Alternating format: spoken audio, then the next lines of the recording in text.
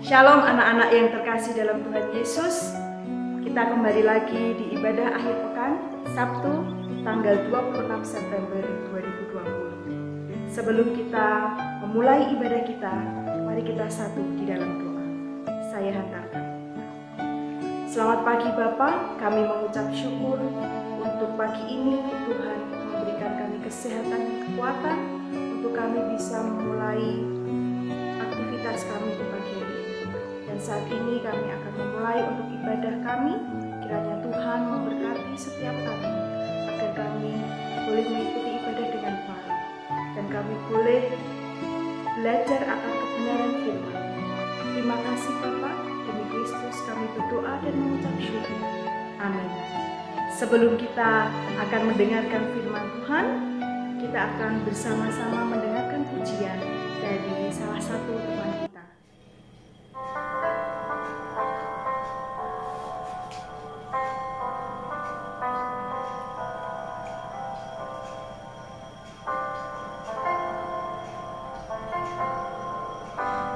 Kasih yang sempurna telah ku terima darimu, bukan karena kebaikanku, hanya oleh kasih karuniamu. Kau pulihkan aku, layakkanku untuk dapat memanggilmu Bapa. Kau beri yang ku pinta saat ku mencari, ku mendapatkan. Ku ketuk pintumu, kau bukakan, sebab kau Bapa-Ku, Bapa yang kekal. Takkan kau biarkan aku melangkah hanya sendirian.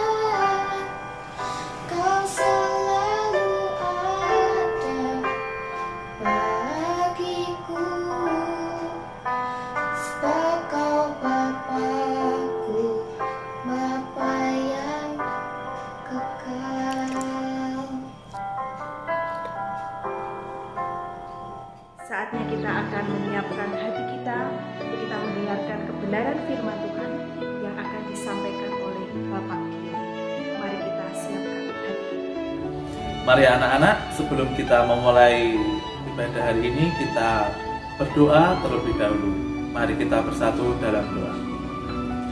Ya Tuhan Allah yang Maha Kasih, kami ucap syukur karena di pagi hari ini kami semua dapat bersatu dalam pembelajaran hari ini. Tuhan, sebelum kita memulai pembelajaran hari ini, kita akan mendengarkan firman Tuhan.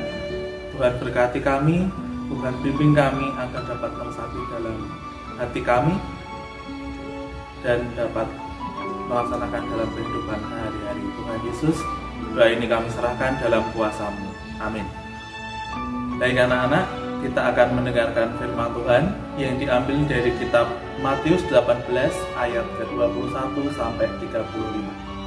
Perumpamaan tentang pengampunan. Kemudian datanglah Petrus dan berkata kepada Yesus, "Tuhan, sampai berapa kali aku harus mengampuni saudaraku jika ia berbuat dosa terhadap aku? Sampai 7 kali?" Yesus berkata kepadanya, "Bukan, aku berkata kepadamu, bukan sampai 7 kali, melainkan sampai 70 kali 7 kali." Sebab hal kerajaan surga seumpama seorang raja yang hendak mengadakan perhitungan dengan hamba-hambanya. Setelah ia mulai mengadakan perhitungan itu, dihadapkanlah kepadanya seorang yang berhutang 10.000 talenta. Tetapi karena orang itu tidak mampu melunaskan hutangnya, raja itu memerintahkan supaya ia dijual beserta anak istrinya dan segala miliknya untuk membayar hutangnya. Maka sujudlah hamba itu menyembah dia, katanya, "Sabarlah dahulu, segala hutangku akan kulunaskan." Lalu tergeraklah hati raja itu oleh belas kasihan akan hamba itu, sehingga ia membebaskannya dan menghapuskan hutang. Tetapi ketika hamba itu keluar, ia bertemu dengan seorang hamba lain yang berhutang 100 dinar kepadanya. Ia menangkap dan mencekik kawannya itu, katanya, "Bayar hutang." Maka sujudlah kawannya itu dan memohon kepadanya, "Sabarlah dahulu, hutangku itu akan kulunaskan." Tetapi ia menolak dan menyerahkan kawannya itu ke dalam penjara sampai dilunaskannya hutang. Melihat itu, kawan-kawannya yang lain sangat sedih, lalu menyampaikan segala yang terjadi kepada tuan mereka. Raja itu menyuruh memanggil orang itu dan berkata kepadanya, "Hai hamba yang jahat, seluruh hutangmu telah kuhapuskan karena engkau memohonkannya kepadaku. Bukankah engkau pun harus mengasihi kawanmu seperti aku telah mengasihi engkau?"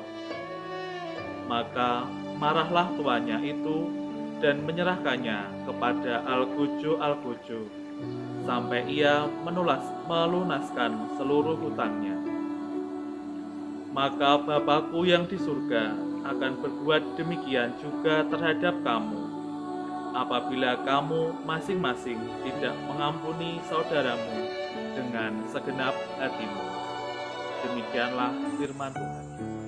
Anak-anak, judul renungan pada hari ini adalah Kentang dan Kebencian. Nasnya Matius 18 ayat ke-22.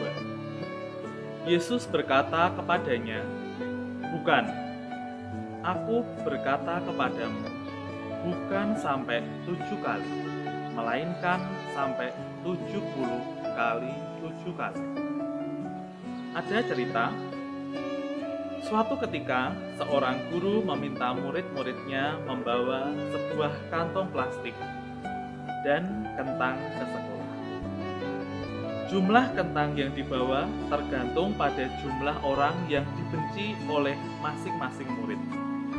Jadi, ada murid yang membawa 2, 5, bahkan 10 kentang. Kentang-kentang yang dibawa para murid diletakkan di kantong plastik dan harus dibawa kemanapun mereka pergi di lingkungan sekolah. Permainan ini dilakukan selama 1 minggu penuh. Hari berganti hari, dan kentang-kentang yang dibawa para murid mulai membusuk. Mereka pun mulai mengeluh karena kentang yang mereka bawa mengeluarkan bau yang tidak sedap. Akhirnya, setelah 1 minggu berlalu, guru itu menghentikan permainan tersebut. Lalu, guru bertanya kepada murid, "Bagaimana rasanya memainkan permainan ini?"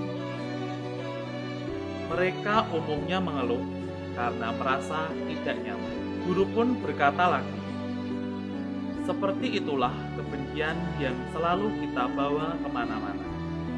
Sungguh tidak menyenangkan membawa kentang-kentang membusuk kemanapun kita pergi."